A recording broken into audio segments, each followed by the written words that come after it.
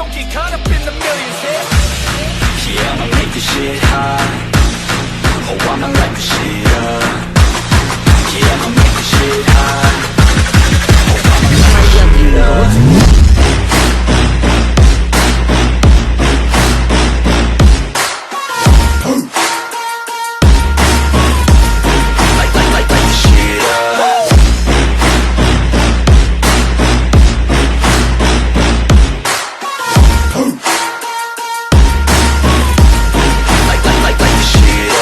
Reencarnado en Juego de Tronos capítulo 56 al 60. Por la tarde, Viserys abandonó el barco de Falia. Asa permaneció en la proa, observándolo partir durante un largo rato hasta que la figura blanco-plateada desapareció de la vista. Parece que tienes una buena impresión de Viserys, dijo Falia en tono burlón. Sí, sería bonito casarme con un hombre como él, respondió Asa con franqueza, haciendo que Falia se detuviera. Recordó que Asa tenía sangre dothraki. Quiero tumbarme con él en el gran mar de hierba, continuó Asa, cada vez más emocionada. Él cabalgando sobre mí o yo sobre él, bajo las estrellas, a la luz de la mañana, al atardecer, y sus mejillas se sonrojaron al hablar, su entusiasmo rozando la locura. Vale, interrumpió Falia, aunque la vívida escena ya se había formado en su mente. Los dothraki veneran el cielo y creen que todos los acontecimientos importantes y sagrados deben realizarse bajo su presencia, ya sea el nacimiento o la muerte. También consideran la reproducción un acto sagrado. Reunirse con el ser querido bajo el cielo abierto es algo maravilloso y dichoso. Recientemente, Viserys había logrado alternar rápidamente su conciencia entre su cuerpo y su animal familiar, una habilidad perfeccionada con práctica constante. Ahora le tomaba apenas 2 segundos. Su capacidad de transformarse era más pronunciada, lo que le permitía regresar instantáneamente si algo le sucedía a su cuerpo. Ya no le preocupaba quedarse con la boca llena de renacuajos. El sol se ponía y el crepúsculo se acercaba, pero aún había suficiente luz. Una vez en el carruaje, Viserys transfirió su conciencia a la gaviota. La gaviota batió sus alas y, después de unos 10 minutos, divisó su hogar. Comenzó a descender, observando 3 carruajes estacionados frente a la casa y una multitud de gente empujándose y abriéndose paso a codazos. La gaviota de Viserys tuvo un mal presentimiento, así que aceleró y aterrizó en el techo de uno de los carruajes. Rápidamente reconoció algunos rostros conocidos entre la multitud, incluyendo a Morel, su hijo regicielvo. Su presencia no era sorprendente. Probablemente se trataba de una muestra de gratitud y halago. Sin embargo, algo no cuadraba en la situación. Elbo y los Morel estaban apostados en la puerta, intentando impedir la entrada de otro grupo. Este grupo estaba formado por 5 o 6 individuos de aspecto rudo, rostros brutales y un comportamiento igualmente grosero. No puedes entrar, insistió Morel. He oído que esta es la casa del rey mendigo. Solo estamos de visita, replicó el líder de barba amarilla, intentando entrar a la fuerza. Pero Lord Viserys no está en casa, interrumpió Regis. Está bien, podemos esperar. Además, ¿cómo se puede hacer esperar a los invitados afuera? El líder avanzó, pero Regis y Morel lo bloquearon. La gaviota de Viserys voló para obtener una mejor vista del interior de la casa. Vio a Dany sacando a Aquila. Varios miembros del grupo de aspecto rudo se percataron de la presencia de Dany, y sus expresiones pasaron de la sorpresa a la codicia. Señores, mi hermano no está en casa. Si tienen algún asunto que tratar, pueden hablar con él cuando regrese, dijo Dany con firmeza. El hombre de barba amarilla se burló. Oh. Esta es la hermana del rey mendigo, Dany, ¿verdad? Si tu hermano no está aquí, puedes venir con nosotros. Nuestro capitán te tratará como a una VIP. Dany sintió náuseas al ver su mirada lasciva. Este hombre de barba amarilla pertenecía al grupo mercenario conocido como la Compañía del Gato. Su capitán, Barba Sangrienta, era famoso por su crueldad y sed de sangre. Pocos conocían su verdadero nombre. Despreciaba la paz, disfrutaba de la guerra y tenía un apetito insaciable por las mujeres hermosas, el buen vino y los banquetes. Barba Sangre acababa de llegar a Bravos cuando la casa Fregar se le acercó con una oferta. causarle problemas a Viserys a cambio de una generosa suma. La oportunidad de satisfacer sus vicios mientras cobraba era demasiado tentadora. Supuso que Daenerys, como princesa, sería un buen botín, así que envió a sus hombres a buscarla. Las leyes de Braavos prohibían la trata de personas, pero Barba Negra y sus hombres lo interpretaron como una invitación, no como un secuestro. Con el respaldo de la casa Fregar, siempre podrían huir si las cosas se complicaban. Además, Robert Baratheon ofrecía una recompensa por la captura de Viserys y su hermana. Planeaban secuestrar a Dany por la fuerza bajo el pretexto de una invitación, con la esperanza de hacer salir a Viserys de su escondite. Lo siento, pero si hay una invitación, tendrás que esperar hasta que mi hermano regrese, dijo Dany con voz firme a pesar de sus nervios. Ja, eso no va a funcionar. A nuestro capitán no le gustan los hombres, replicó el hombre de barba amarilla, mientras sus compañeros reían a carcajadas a sus espaldas. Quítate de mi camino. ¿Acaso quieres morir intentando detener a la compañía del gato? Amenazó Barba Amarilla con un tono intimidante. Elbo vaciló, pues su impulso de retirarse se hacía cada vez más fuerte. En el mejor de los casos, formaba parte de un grupo social animado, mientras que Barba Amarilla y sus hombres eran criminales endurecidos que vivían a punta de espada. Pero entonces pensó que esta era su oportunidad para recomponer su relación con Viserys. A pesar de su miedo, se mantuvo firme. A diferencia de Elbo, Morel y su hijo eran firmes en sus convicciones. Sabían que sin Viserys, habrían muerto hacía mucho tiempo. Le debían un profundo agradecimiento, y ahora era el momento de saldar esa deuda. Desháganse de estos entrometidos, ordenó Barba Amarilla. Había traído consigo a los mejores guerreros, y Elbo y los demás no eran rival para él. No podían usar armas, pero sus puños eran igual de letales. En cuestión de segundos, derribaron a la mayoría de los defensores. Solo Regis, que había aprendido algunos movimientos de Viserys, logró resistir, pero pronto fue superado al ver cómo sus compañeros caían rápidamente derrotados. Al darse cuenta del peligro, Kila intentó arrastrar a Dany lejos. «No dejen que escapen», gritó Barba Amarilla. Él y sus hombres comenzaron a golpear la puerta de madera, que crujió bajo el impacto y probablemente no resistiría mucho tiempo.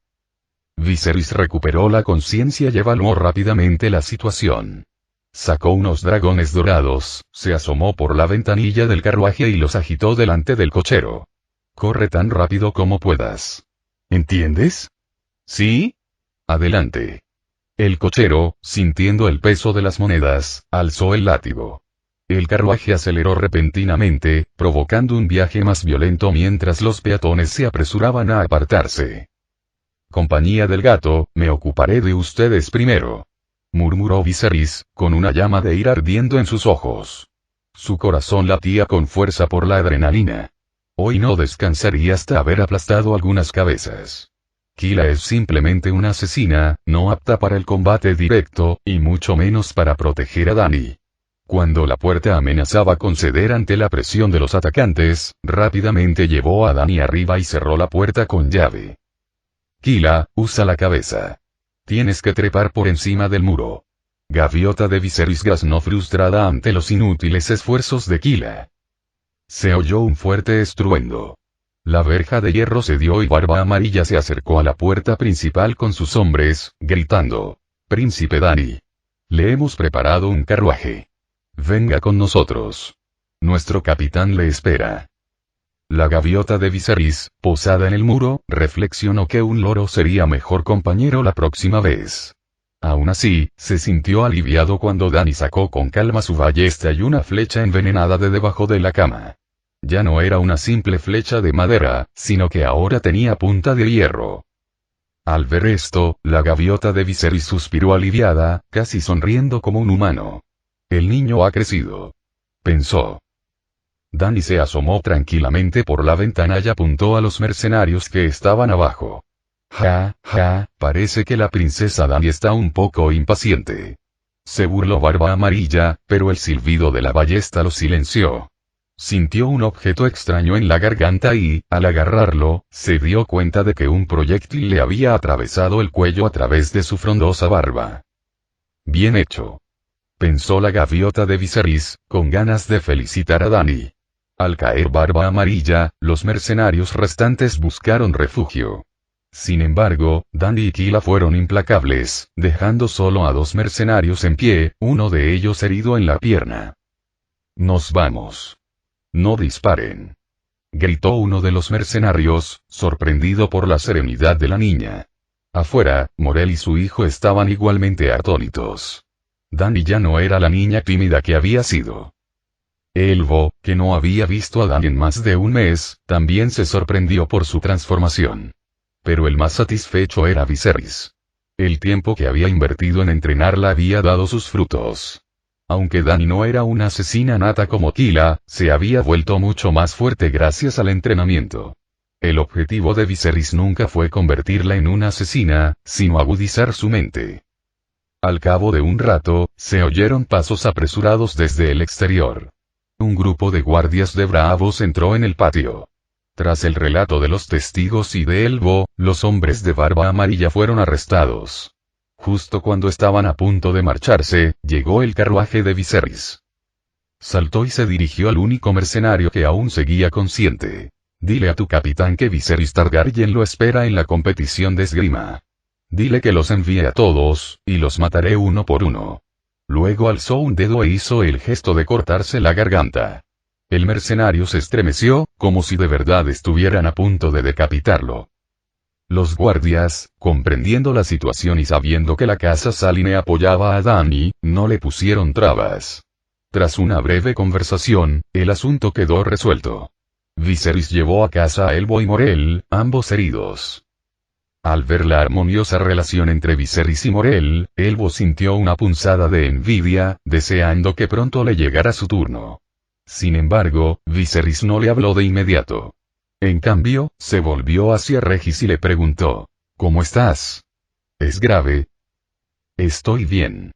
Lord Viserys, soy muy fuerte», respondió Regis, demostrando su resistencia. A pesar de varios moretones, parecía imperturbable. «Ahora me toca a mí, ¿no?». Elvo, sentado en el sofá, observaba con anhelo, incluso estirando un poco el cuello. Pero Viserys seguía sin querer hablar con él. «Gracias a todos, pudimos mantener a raya a los bandidos. Les doy las gracias en nombre de mi hermana», dijo Viserys, haciendo una reverencia al grupo. Aunque heridos, se esforzaron por devolver el arco. Mientras tanto, Elvo se sintió desolado. «Si alguna vez necesitas ayuda en el futuro, mi hijo y yo haremos todo lo posible por ayudarte», le dijo Morel a Viserys. Tanto él como su hijo estaban realmente desconcertados por cómo Viserys había logrado contactar con la casa Saline. Sin embargo, Viserys los consideraba aliados útiles y estaba dispuesto a que lo ayudaran, lo cual ya era una recompensa en sí misma. Con la protección de la casa Saline, Morel y su hijo podrían afrontar cualquier desafío futuro con mayor confianza, incluso si perdían su negocio de jabones. «No creo que necesites mi ayuda nunca más», comentó Viserys, despertando la curiosidad de todos. «Después de la celebración, planeo unirme a los mercenarios», anunció. «¿Por qué?», interrumpió Elvo, sin querer darse por vencido. «Es fácil vivir como un hombre rico, pero Robert y Tywin tienen la sangre de mis parientes más cercanos en sus manos. Como último heredero varón de los Targaryen, no puedo dejarlo pasar». El tono de Viserys se volvió frío, recordándoles a todos que estaban ante un príncipe que había perdido su reino. El ambiente se tornó solemne. Elvo se dio cuenta de que, para Viserys, incluso las 3 grandes casas de bravos parecían insignificantes. «Si quieres unirte a los mercenarios, te haremos una armadura como regalo», ofreció Morel, consciente del elevado coste de las armaduras de placas, que fácilmente podía alcanzar los cientos de dragones de oro. «Gracias, maestro Morel, pero por favor, encuéntrame un buen herrero». «Tengo en mente un arma especial», respondió Viserys. Al caer la noche, Morel y su hijo se marcharon, dejando solo a Elvo, quien estaba decidido a hablar con Viserys esa misma noche. No se iría hasta que lo despidieran. «Ah, Elvo, nos conocemos desde hace mucho tiempo, y tengo algo que decirte», le dijo finalmente Viserys. El corazón de Elvo dio un vuelco de alegría, todo su ser se llenó de emoción. Esto es música para mis oídos, pensó. No se preocupe, Lord Viserys, yo me encargo. Le aseguró Elvo. Sí, ten cuidado en el camino, respondió Viserys, haciendo un gesto con la mano mientras jugueteaba con el anillo de hueso de dragón negro que llevaba en la mano. Viserys le había encomendado a Elvo la tarea de asegurarse de que los bardos que actuaban en la celebración no fueran molestados, una precaución basada en incidentes anteriores. Sin embargo, Viserys no confiaba plenamente en Elvo. Alguien de la casa Saline sería el principal encargado de garantizar que todo transcurriera sin problemas. Elvo, a pesar de ser un oportunista algo pusilánime, no había causado ningún problema y, por el momento, no había necesidad de enemistarse con él. Viserys volvió a mirar el anillo en su dedo. Tenía que admitir que el hueso de dragón negro combinaba a la perfección con su estilo y le daba un aspecto imponente. Aunque el anillo solo le proporcionaba un pequeño beneficio de 0,01 puntos asignables al día, aún lo valoraba. Al fin y al cabo, 10 días le darían 0,1 puntos. Debería comprarme un collar de hueso de dragón, un cinturón de hueso de dragón, una pulsera de hueso de dragón, y tal vez incluso una tobillera de hueso de dragón, reflexionó. Parece que voy a necesitar un joyero. Como dice el refrán, las buenas noticias no viajan lejos, pero las malas llegan a 1000 millas. La noticia de que los hombres de barba sangrienta habían sido derrotados por una niña se extendió rápidamente por la comunidad de mercenarios, provocando burlas y mofas por parte de diversos grupos. Consideraban que tal mercenaria no merecía existir. Jaja, cuando volvamos, sin duda le contaremos esto al capitán. Se pondrá contentísimo. Exclamó entre risas una mercenaria de Windblown, conocida como Merys, la bonita Merys. A pesar de su apodo, Merys distaba mucho de ser bella. Su nariz parecía destrozada y su rostro era un mosaico de cicatrices, prueba de una vida dura. Su gran estatura y su cabello rubio eran sus únicos rasgos atractivos. La acompañaba un hombre de cabello canoso, medio cabello más bajo que ella, que la seguía a cada paso. ¿Qué? Esto cuesta 20 dragones de oro. Exclamó Merys, haciendo una mueca al ver el precio del jabón del tamaño de la palma de la mano que tenía en la mano. Tras dudar un momento, decidió comprarlo. La Compañía Dorada, uno de los grupos mercenarios más formidables con más de 8000 jinetes, también se enteró de la noticia. Este también es un Targaryen. Deberíamos preguntarle si quiere unirse. Preguntó un mercenario de cabello rubio y llamativos ojos verdes. Habían oído rumores sobre Viserys antes de llegar a Braavos. Desde el punto de vista marcial, parecía competente, y teniendo en cuenta su primer capitán, Igor, el reclutador estaba intrigado.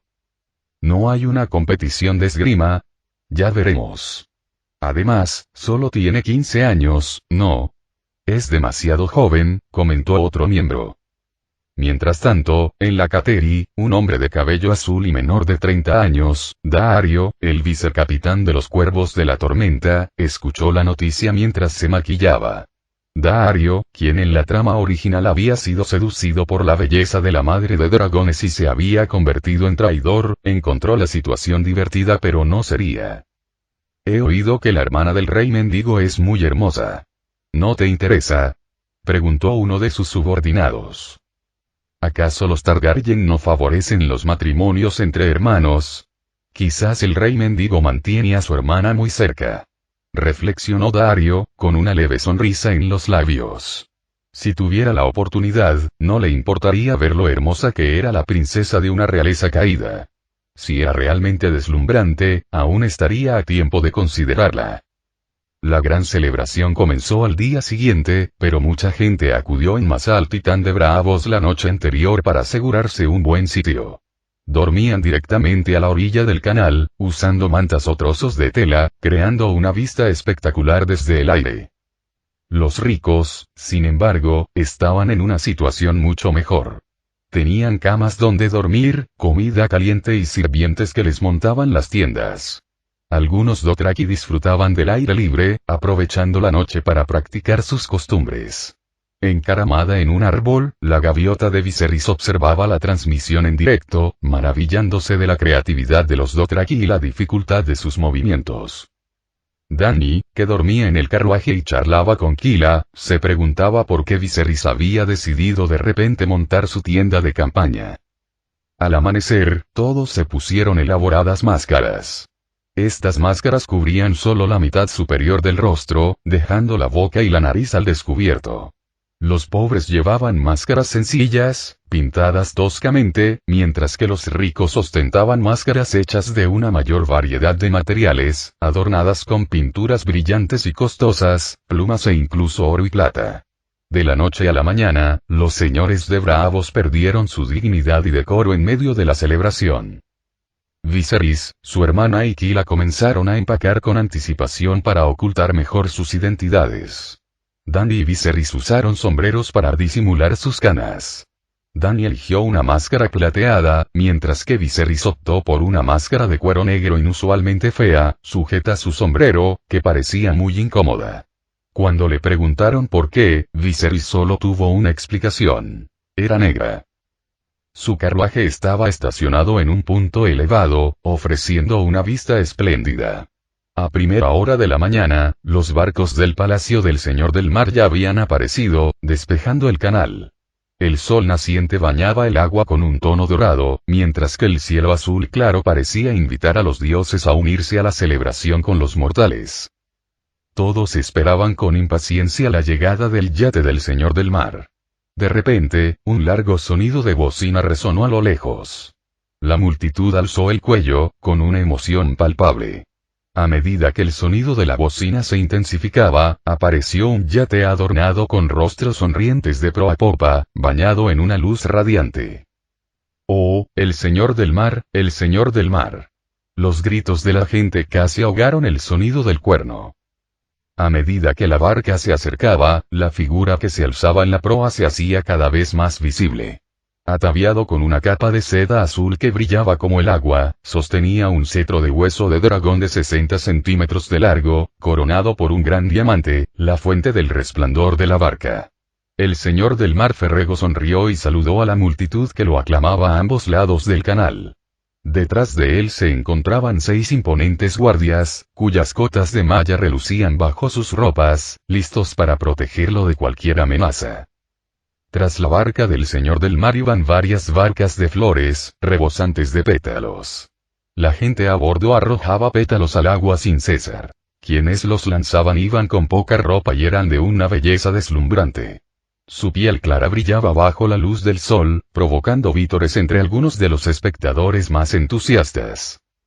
Dany notó que su hermano Viserys la observaba con especial interés. Siguiendo su mirada, vio varias parejas de conejos saltando. «Por fin», murmuró Viserys. A lo lejos, 2 barcos repletos de guardias escoltaban al barco oficial, protegiendo algo preciado. Una brillante espada de acero valirio y un huevo de dragón verde. Aparte del huevo de dragón que tenían delante, Viserys y Dany solo habían visto otro en la casa Saline. Según su conocimiento, Illyrio posee 3 o más, el Señor del Mar supuestamente tiene 3, y la casa Fregar podría tener también uno. Euron afirma que una vez tuvo un huevo de dragón, pero se cree que lo usó para pagar a los hombres sin rostro para que asesinaran a su hermano, el rey Balón.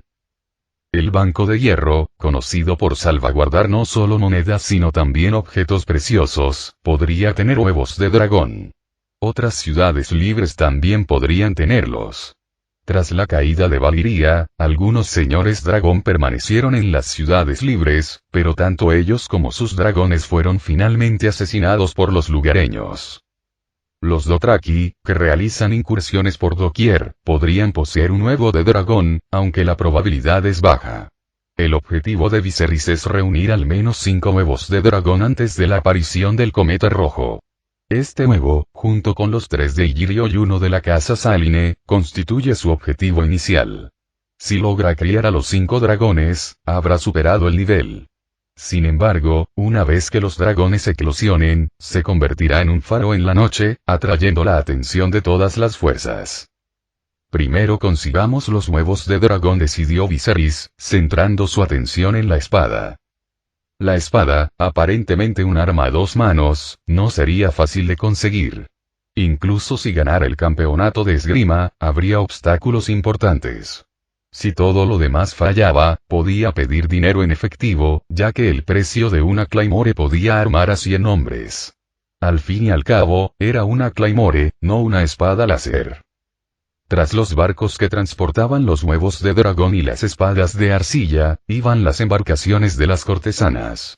Un barco, rodeado de pájaros en vuelo, parecía pertenecer al ruiseñor, Gortabe. Otro barco, con numerosas burbujas de jabón que reflejaban un brillo onírico bajo la luz del sol, era claramente la embarcación de Falia. Las encantadoras burbujas eclipsaron la magia del barco repleto de pájaros, captando la atención de los espectadores en la orilla. Es tan hermoso. ¿Cuánto tiempo se tarda en hacer esto? Es tan hermoso. Para algunos, el barco de Falia parecía resplandecer de oro.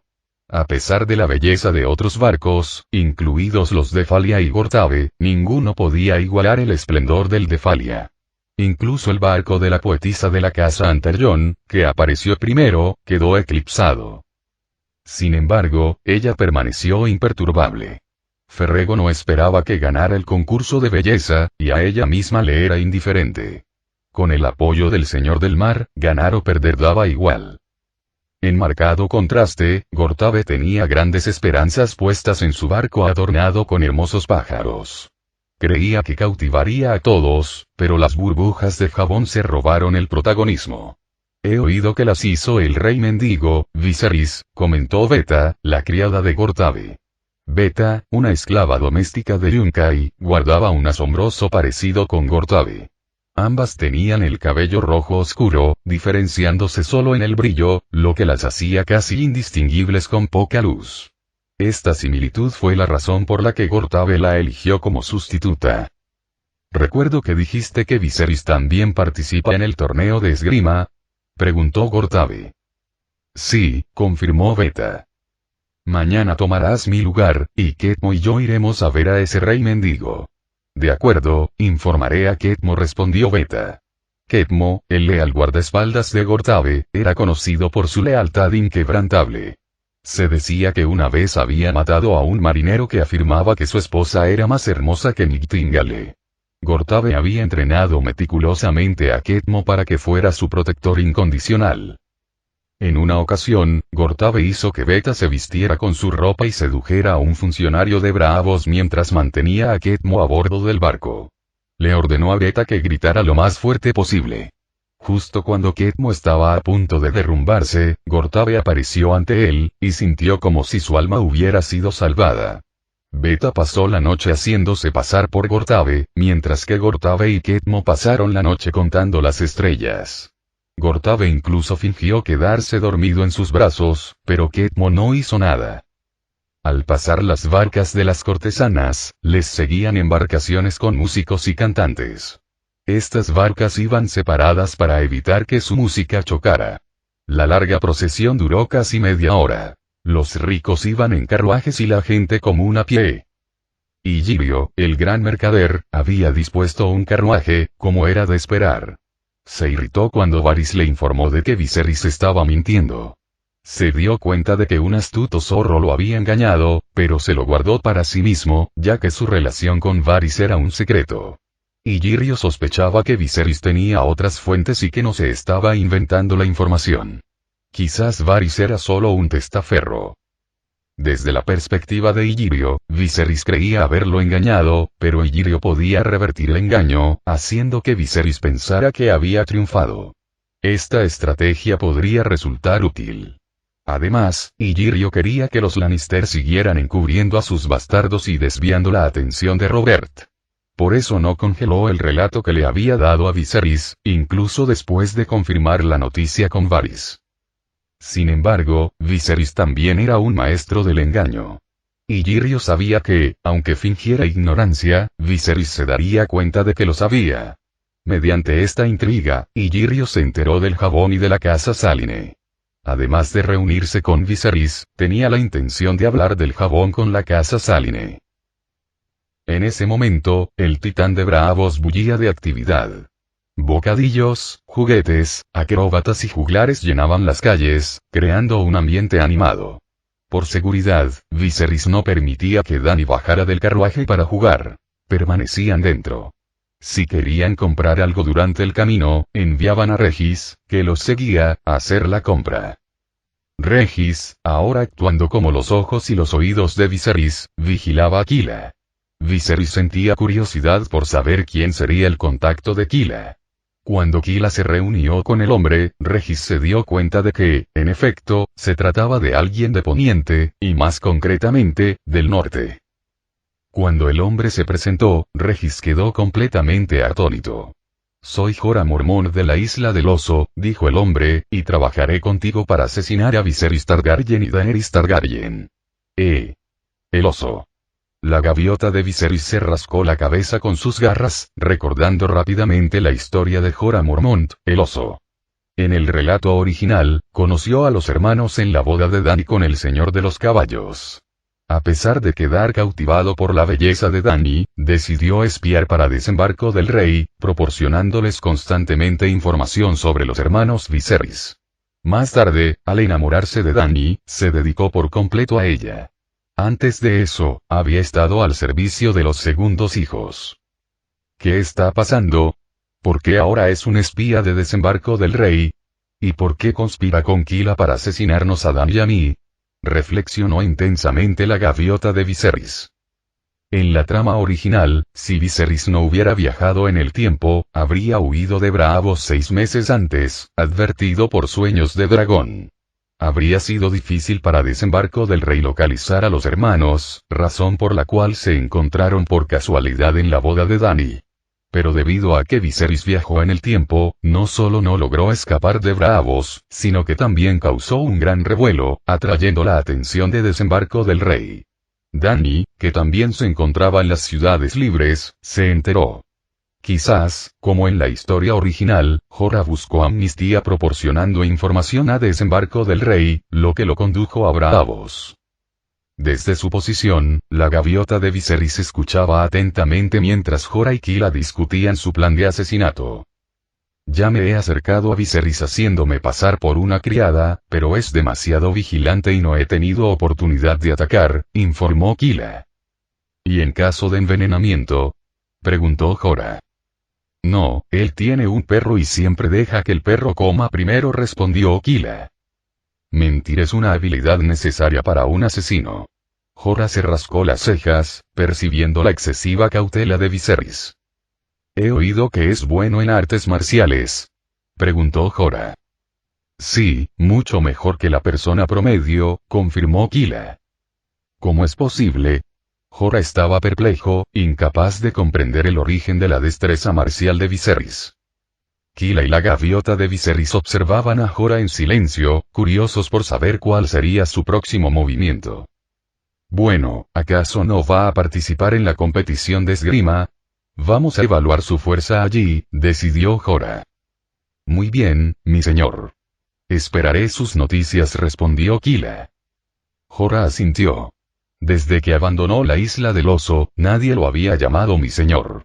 Antes de partir, echó un vistazo a la gaviota de Viserys en la pared, pero no vio nada sospechoso. Mi señor, ¿qué debemos hacer ahora?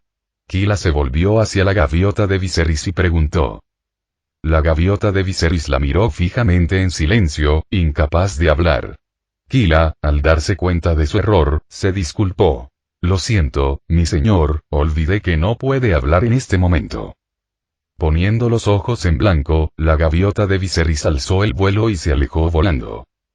Voló alrededor y encontró a más de una docena de cantantes y bardos ambulantes que tocaban marinero. Sin embargo, la mayoría de estos artistas se encontraban en los márgenes del festival, mientras que el centro estaba dominado por los músicos del ruiseñor. De repente, la gaviota de Viserys oyó una disputa a lo lejos y voló hacia allí para investigar. Vio a 2 grupos de personas en conflicto, empujándose y dándose codazos. Escucha, Sailor. Nosotros estuvimos aquí primero. No, escuchen Purple Wave. Nosotros estuvimos aquí primero. Al parecer, Purple Wave era una canción del bando del ruiseñor. Tú. Canta olas púrpura durante un día y te daré 20 dragones de oro. Gritó un hombre. Yo doy 30. Canta marinero. Replicó otro. Al final, el grupo que quería escuchar Purple Wave se impuso, al ser más numeroso y tener mayor poder adquisitivo. Sin embargo, Seagul de Viserys notó que aún había mucha gente que prefería Sailor. Con el paso del tiempo, la tendencia se extendió no solo a las zonas periféricas, sino también al centro del festival. A falta de 2 días, Sailor parecía estar ganando popularidad. Luego voló hacia las 3 casas que se habían reunido cerca del Titán de Bravos. Estas casas poseían propiedades en la zona y, por lo tanto, habían conseguido buenos lugares. Para su sorpresa, vio a Tormo Fregar y Rod Saline sentados juntos, charlando animadamente. Esta es la hidromiel de mi casa Fregar. ¿Te gustaría probarla? Ofreció Tormo. No, gracias. Traje té de DRH, respondió Rod. Sin necesidad de que lo pidiera, el sirviente de Rod le sirvió una taza de té. Lo que Rod desconocía era que la preferencia de la casa Fregar por el vino dulce significaba que tenían el menor índice de intoxicación por plomo entre las 3 casas. Sin embargo, Rod había optado por un té preparado con agua directamente del canal largo, así que no tenía de qué preocuparse. Cuando Tormo supo que Metis había ocupado el puesto vacante en la fábrica de jabón, se dirigió inmediatamente a la casa Saline. La conversación no fue bien. Tormo suponía que Viserys había ofrecido importantes beneficios o ventajas para ganarse la lealtad de la casa Saline. Pero ahora, parecía que la casa Saline estaba dispuesta a entrar en guerra con él por la supervivencia de su linaje. ¿Habría podido Viserys resolver el problema de la casa Saline, que llevaba casi 20 años sin tener un hijo sano? Tormo no podía comprender cómo un niño tan pequeño podía tener tales habilidades, ni por qué Rod y su esposa creían en él. Se necesitarían al menos 12 años para verificar cualquier solución. Jaja, es cierto. Lord Rock tiene una perspectiva amplia, pero me pregunto si el espadachín que has elegido comparte tu perspicacia para los negocios, bromeó Tormo Fregar. Con el paso de los años, la casa Saline había decaído debido a la falta de un sucesor. Al haber menos personas dispuestas a unirse a ellos, atraer buenos espadachines se había convertido en un desafío. Cuando hago negocios, no me gusta abarcar demasiado.